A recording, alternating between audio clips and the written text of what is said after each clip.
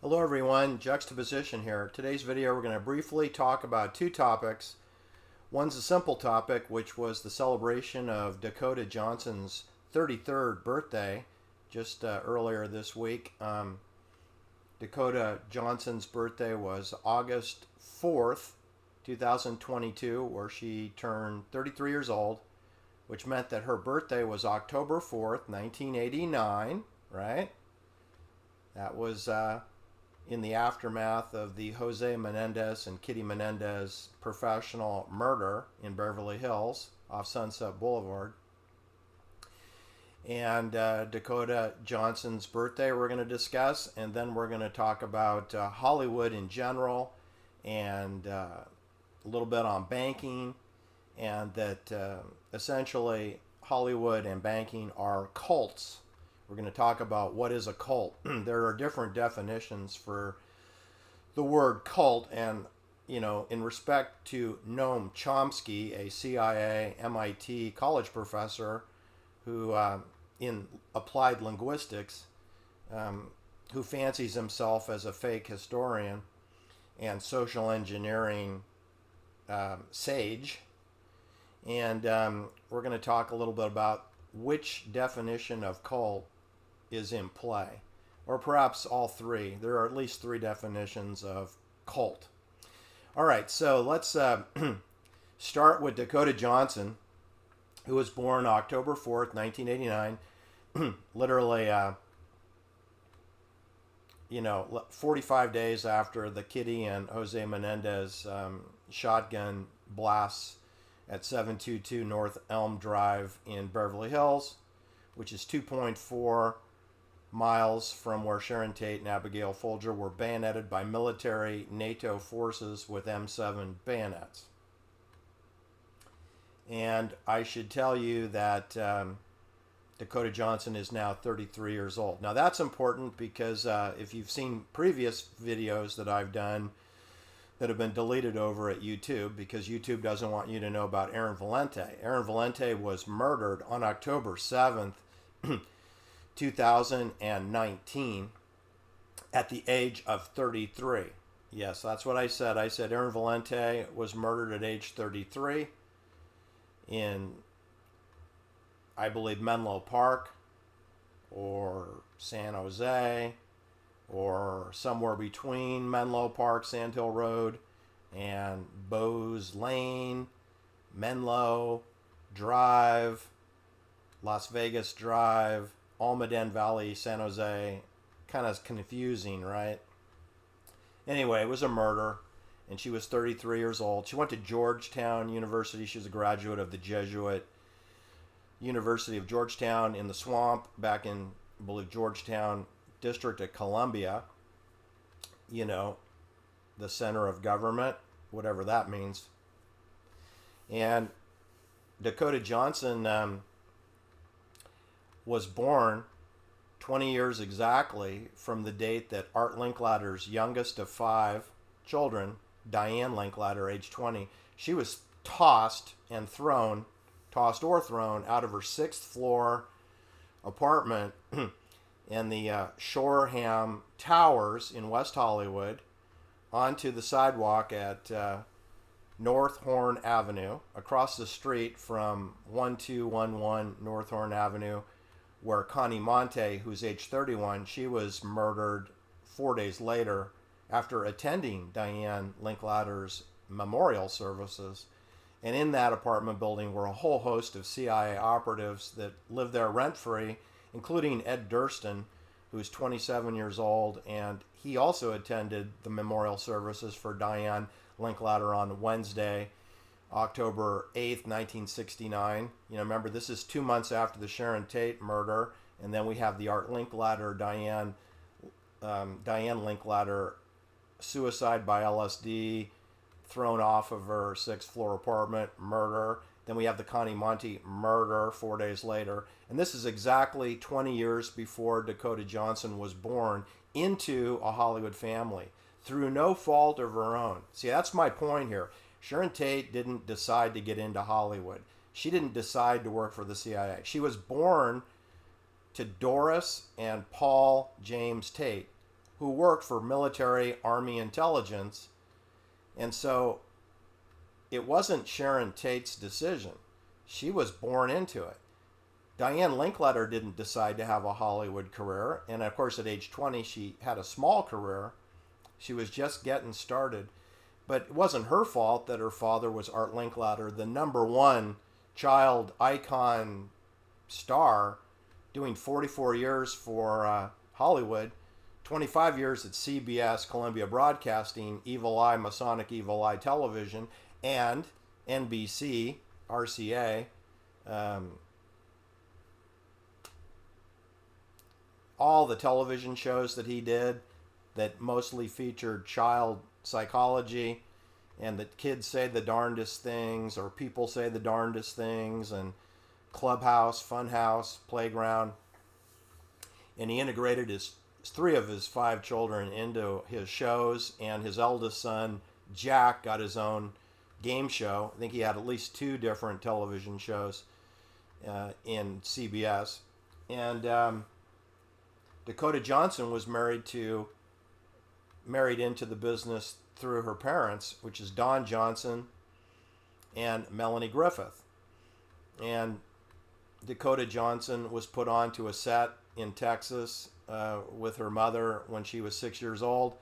She was immediately then cast into Vogue magazine, Teen Vogue, at age 6 and 7. So that was it for Dakota Johnson. She was integrated, indoctrinated into CIA, Hollywood at age 6, courtesy of her parents, who undoubtedly were told to do it.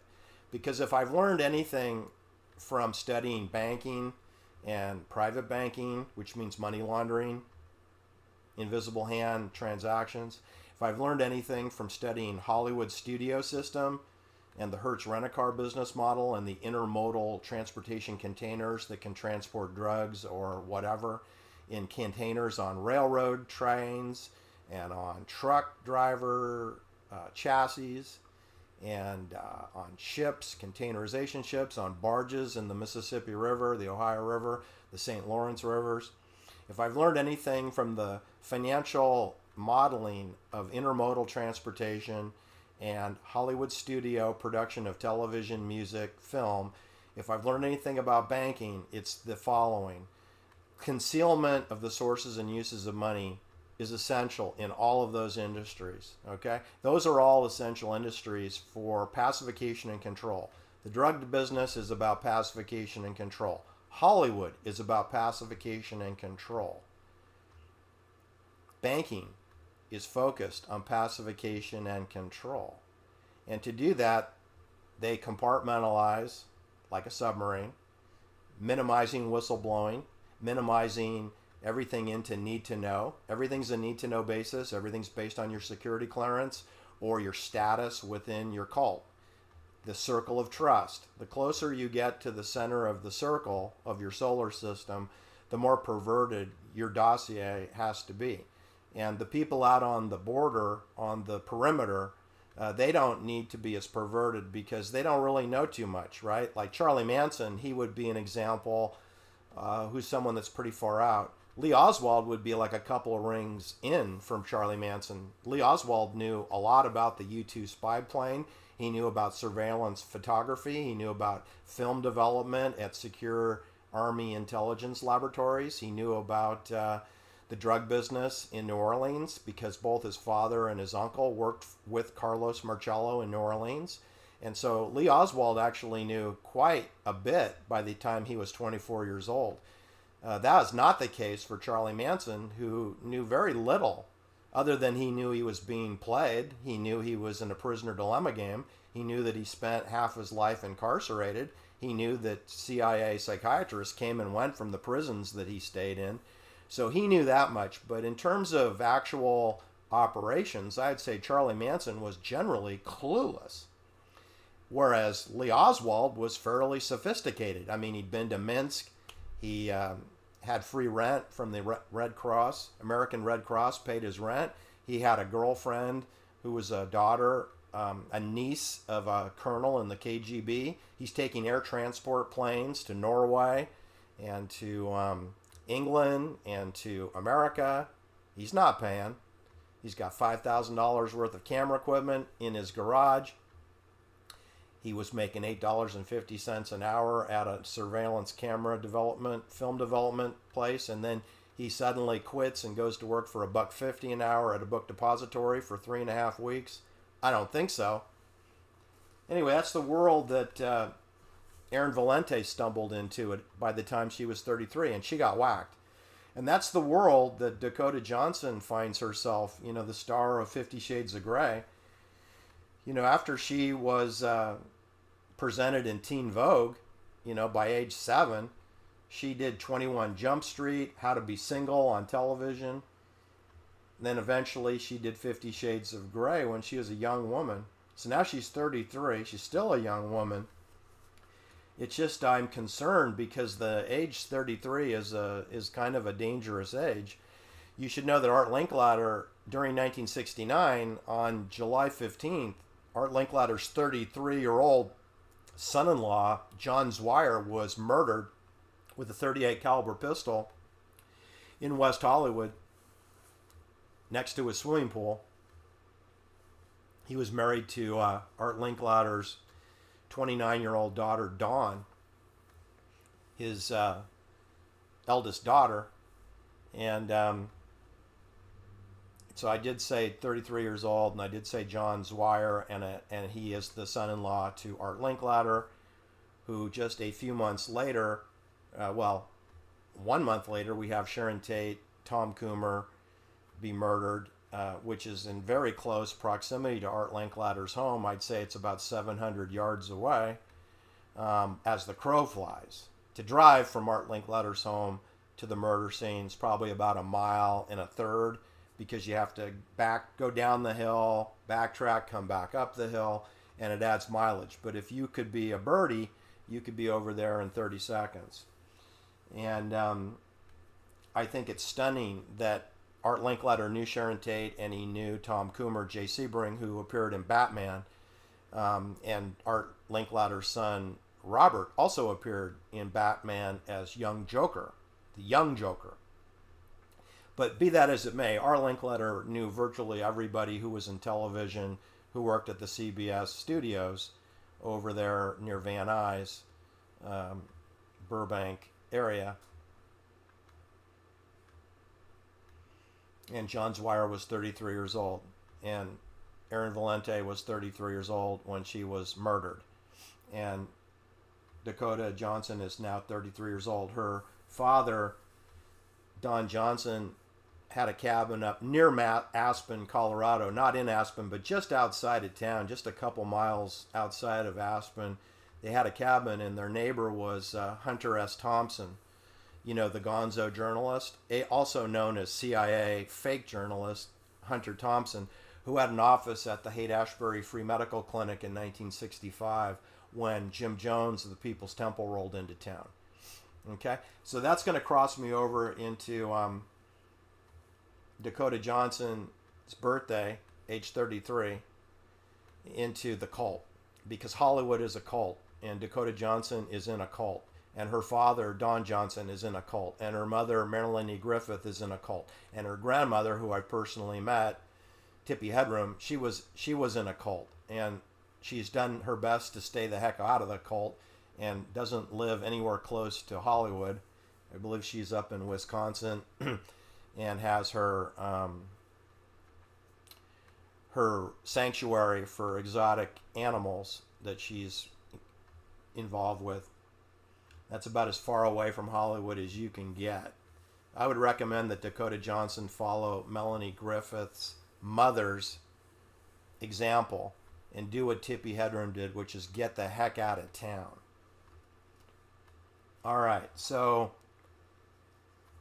let's discuss cult. I mean, just to be real diligent about it, let me read you the Webster definition of cult, defined.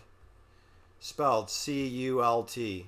Okay, so it's a noun, and the first definition is a relatively small group of people having religious beliefs or practices regarded by others as strange or sinister. Okay, fair enough. Second definition for the word cult is a misplaced or excessive admiration for a particular person or thing. Kind of like satanic worship, right? You pick the devil to worship, or you pick your preacher, your leader, the Pope. You pick a person and you personalize it, and you worship and admire it. And the third definition is a person or thing that is popular or fashionable, especially among a particular section of society. Well, that definitely applies to Hollywood because Hollywood does niche marketing to children and to groups within the children, and then to the parents, and then to the grandparents, and to virtually a full spectrum of our society using applied linguistics and using anthropology and using religion and using sex and porn and using violence in film and television and using magazine erotica and magazine mystery novels and murder whodunit television. You know, the Columbo wasn't about who did it, it was about how done it, right? Because they tell you who the murderer is up front, and then the rest of the film is how did the murderer do it, how did he get away, how did he establish his alibi. You know, that's the CIA hiding in plain view, because you'll notice from all my videos, whether you're talking about the Sharon Tate murder, which they completely concealed by using the Charlie Manson mendacity poppycock, which had nothing to do with Abigail Folger or Sharon Tate or Lena LaBianca. Had nothing to do with how they were killed. But it got everybody completely off track because, see, Hollywood doesn't want you to think that they're a cult. And your banker doesn't want you to think that he's in a cult. In fact, your banker may not even know that he is in a cult. All he knows is that he has to get along by going along. And you know what? That's what a cult is. A cult is corporate culture. A cult is, if you're at a church where everybody is sort of, you know, nodding their head, agreeing with whatever the preacher said, you're acting like you're in a cult. Now, I'm not going to pick on churches per se, but I could. But let's take what the CIA personally has rolled out over my lifetime. They've had, you know, before I was really aware of Hollywood and the industry and how it really is set up exactly like the rent-a-car business or the container purchase and rental business. Before I knew that, I had heard about the Process Church. Well, that was created in London, England by Mary Ann McLean and Robert de Grimston, Robert de Grimston and Mary Ann McLean, and they started the Process Church in 1963 in London. Now, it wasn't brought to America until 1966 or 67. It appeared in San Francisco in December 1967 after the Summer of Love and after Charlie Manson had left town. So I want to tell you that Charlie Manson has no involvement with the Process Church. So if you're reading about people saying that Charlie Manson's involved with the charges, that's poppycock, okay? And that's just more CIA misdirection, misunderstanding. Charlie Manson was extremely busy during the 30 months that he was out of federal prison. Very busy man working for the CIA, and they ran him all over the place. And he spent at least half of that time with Jim Jones in the People's Temple, and he spent half the time in Hollywood with Neil Young and Doris Day and Doris Day's son Terry Melcher, and he spent time with Greg Jacobson, and he spent time with Gold Star Studios recording music with the Wrecking Crew. That's right, I said the Wrecking Crew, you know, which included Glenn Campbell, who got a TV show. He was a studio musician, very professional. And Charlie Manson was busy over at Elvis Presley's Beverly Hills estate, which is in close proximity to the Jose Menendez murder scene, which I'm going to call not his residence. All right, so we had the Process Church, which they changed the name to. It was originally called the Church of Scientology Division for Compulsion Analysis. That's what they called it in London, and they had an office in the same building, the same exact building that the Playboy Club was in in Chelsea, London, the Chelsea section, which is next door to the Mayfair district of London, which is where Cass Elliot was murdered, which is where Keith Moon, the drummer for The Who, was murdered. And Roman Polanski had an apartment in Chelsea, which is in close proximity to where Roberto Calfi stayed at the Chelsea Cloisters Hotel for the last 3 nights of his life before he was murdered at the Blackfriar Bridge over the River Thames, in close proximity to the Tavistock Institute, which may have had a hand in developing the Beatles and programming the Beatlemania. So the concept of Beatlemania. So we had the Process Church, formerly known as the Church of Compulsion Analysis, a division of the Church of Scientology. Then, I'm not getting these in correct chronological order, but we had the Church of Synanon, which opened up in Santa Monica, and that was created by a UCLA alumni, Charles Dietrich, and he worked for the CIA. Yeah, and they created the Church of Synanon around 1964-65, and it was targeted for people that had addiction. They had to sign a 2-year contract, take an oath of obedience, shave their head bald, not have a job, and basically become prisoners within the cult of the Church of Synanon. They later opened an office in downtown Oakland, and then you should know that Warner Brothers, using Francis Ford Coppola and George Lucas at age 25 and Francis Ford Coppola age 29, also of UCLA, George Lucas on an internship program from USC, and they were assigned dozens of Church of Synanon, bald-headed people from Oakland, California, to appear in THX 1138, a film produced by Francis Ford Coppola and directed by George Lucas, who also went on to film the murder of Meredith Hunter at the Altamont Pass free concert to rock out the 1960s in December, I believe it was December 6, 1969. That's a George Lucas participation event.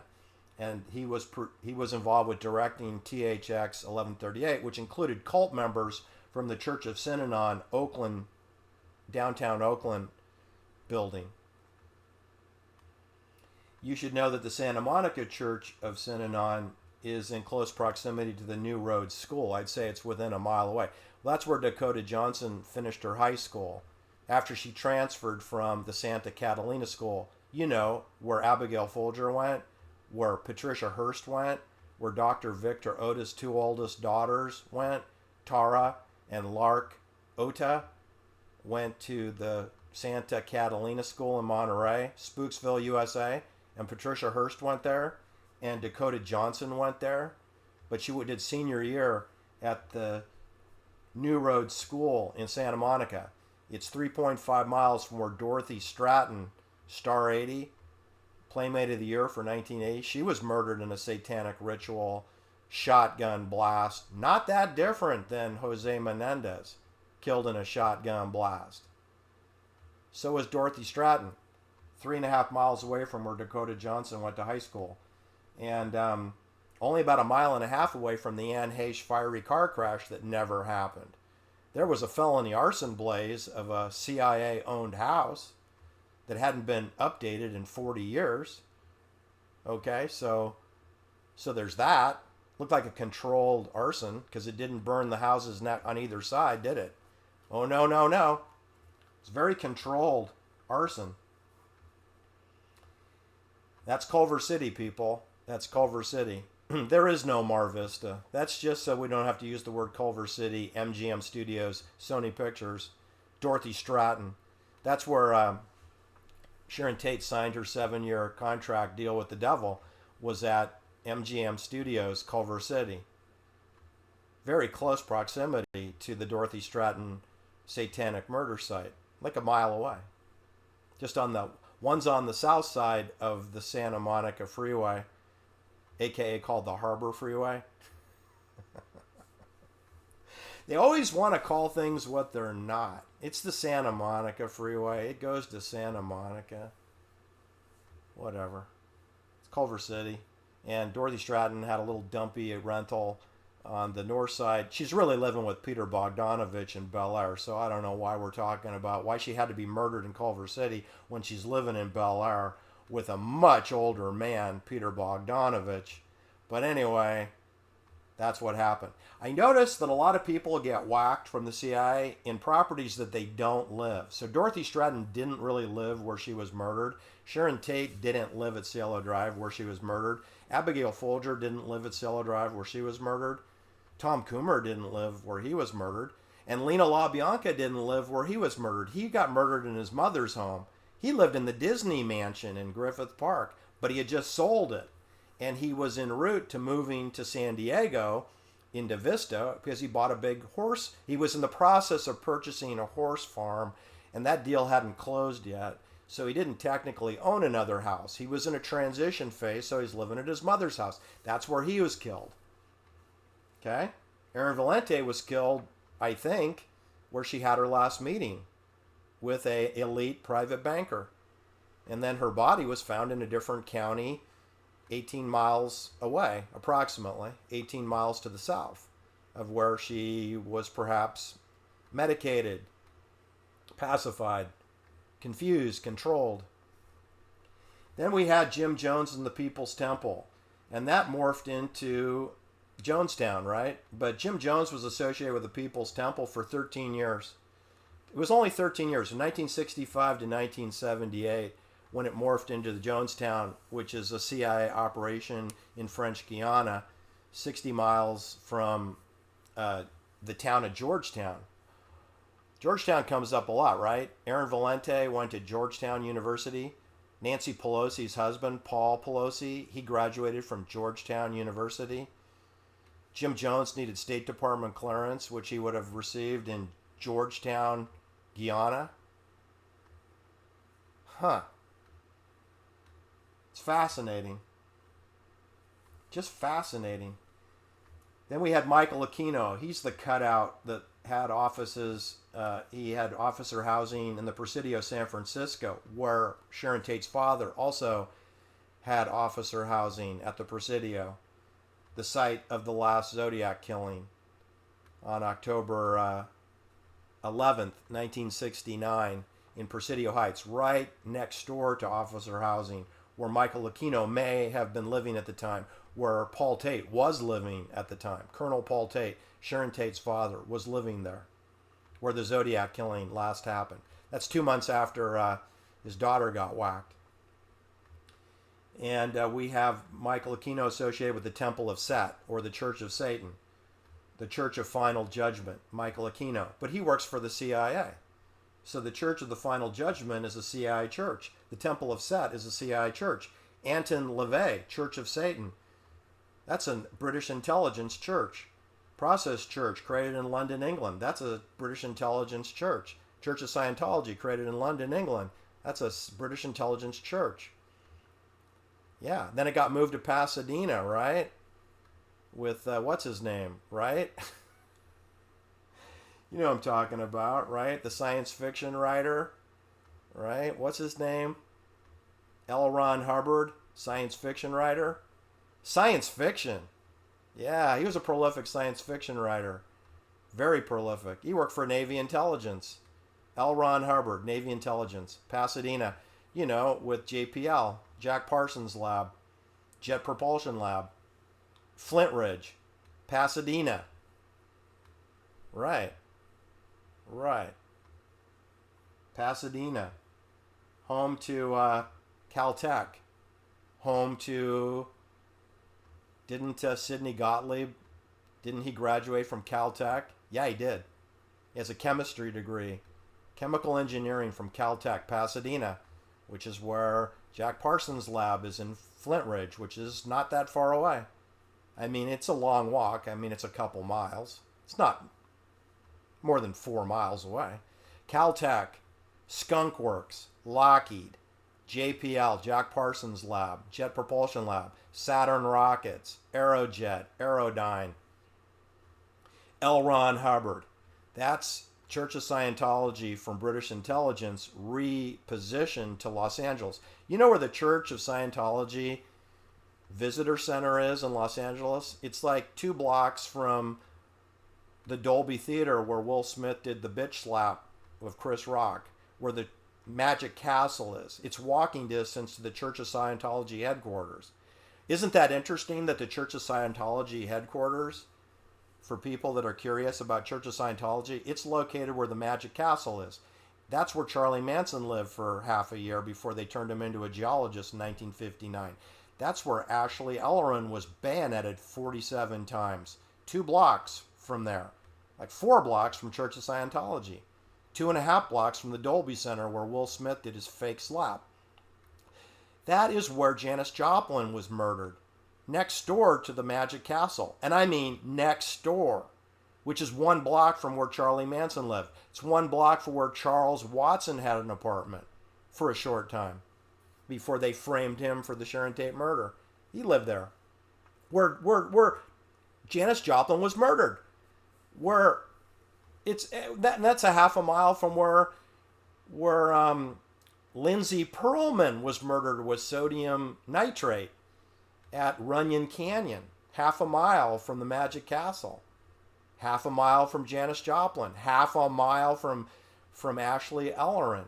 Well, anyway, now I want to tell you that you should also know there's another murder in that zip code too, right? Yeah, there is. And it's Rebecca Schaefer. She was murdered a month before Jose Menendez was. Rebecca Schaefer was shot with a .357 Magnum at age 21 in West Hollywood, near the Melrose Place area, the Melrose district of Hollywood, so south of the Hollywood Boulevard. Rebecca Schaefer, a Jewish girl from Eugene to Portland, Oregon. Let's say she's from Portland. Anyway, she was in the entertainment industry. She had done some television. So she got indoctrinated and somebody decided to whack her. Now, it was supposedly a crazed fan from Arizona. I believe Phoenix, Arizona, or Santa Fe, New Mexico. I'm not sure if it was New Mexico or Arizona. But anyway, some 19-year-old boy, if you believe this, gets on a plane, flies to Los Angeles, tracks down Rebecca Schaefer, knocks on the door, and first he gets her autograph. This is a Mark Chapman do-over. This is, because John Lennon had already been murdered at the Dakota in 1980. And this is a murder that happened on July 18th, 1989, which is it's before Dakota Johnson is murdered. And it's before Jose Menendez is murdered. But it's just before. It's actually 33 days before. 33 days before Jose Menendez is murdered, Rebecca Schaefer is murdered in the same general area as the Roosevelt Hotel, the Dolby Theater, the Magic Castle, Janis Joplin's crime scene, Ashley Elleman's crime scene, Lindsay Pearlman's crime scene. Dominic Dunn's daughter was murdered in this neighborhood, which is in very close proximity to Diane Linklatter's murder, Connie Monte's murder. Dominic Dunn's daughter, Dominique Dunn, I believe she was 22 years old. She was strangled by her ex-boyfriend in this neighborhood in 1982, in November 1982. And then in November 1989, right, 7 years later, Rebecca Schaefer is shot in the chest with a .357 Magnum from a person she'd never met before and had just given an autograph to. I believe he left and then he came back, and it was the second time. That's how the Mark Chapman thing worked. He got the autograph from John Lennon, then allowed John Lennon and Yoko to go to the recording studio, and then they were returned when the sun was down, and there's Mark Chapman again, and that was when he opened up and shot at him. But who knows who killed John Lennon? It could have been the doorman who worked for the CIA in the Bay of Pigs invasion. That's right, the doorman who ran to John Lennon's assistance. And he's sort of the last person that would have touched John Lennon before he was taken away by the paramedics. Or, pardon me, he wasn't taken away. He was taken away by New York police officers. because they didn't want to wait for the ambulance. It was too serious. So they put John Lennon in a police car. So as the policeman put John Lennon into the police car, bleeding out. All right, so what is my point? My point is this is most definitely a cult. They have death rituals and human sacrifice in this cult. They have obedience rituals. I mean, it was Oliver Stone that was required to go over and pay tribute to Timothy Leary, a career CIA agent at age 75 years old before he died of prostate cancer. Oliver Stone, on a St. Patrick's Day, Sunday afternoon, goes and visits Timothy Leary at 10106 Sunbrook Drive, which is literally 30 seconds down the ice plant from the Sharon Tate murder scene and where Abigail Folger bled out on the lawn. There's Oliver Stone at the Abigail Folger murder scene, literally 30 to 40 seconds away, and he's at the driveway of Timothy Leary's fake home, because it's owned by the CIA. All those homes in that neighborhood, on that cul-de-sac and around, and all the homes on the so-called driveway, which is Bella, they're all controlled. Those are all rental homes. Nobody owns those homes. They have fake owners, including Jeff Franklin, you know, the boss of Bob Saget, who mysteriously died by getting hit by a baseball bat in the back of his skull. Well, I don't think Jeff Franklin owns that home. He's just living there or hanging out there. And he has to do whatever events are required, like Oliver Stone has to go over there and do whatever he's told to do, or else he won't get his films distributed. That's cult-like. That's going along and getting along by not saying the word no. No, I won't. You'll notice that Sharon Tate got pregnant. They asked her to get an abortion. She said, no, I won't. Then they asked her to renew her contract, and she said, no, I won't. Well, 3 strikes and you're out. Abigail Folger, seen a psychologist in Beverly Hills, right in close proximity to where Jerome Oziel had a fake office somewhere on North Bedford Drive. There's no professional office buildings on that drive, but whatever. He was over there somewhere sleeping with his patients, as we learned later during the Menendez murder trial. All right, that's it for now. Have a great day. I will talk soon. Bye-bye.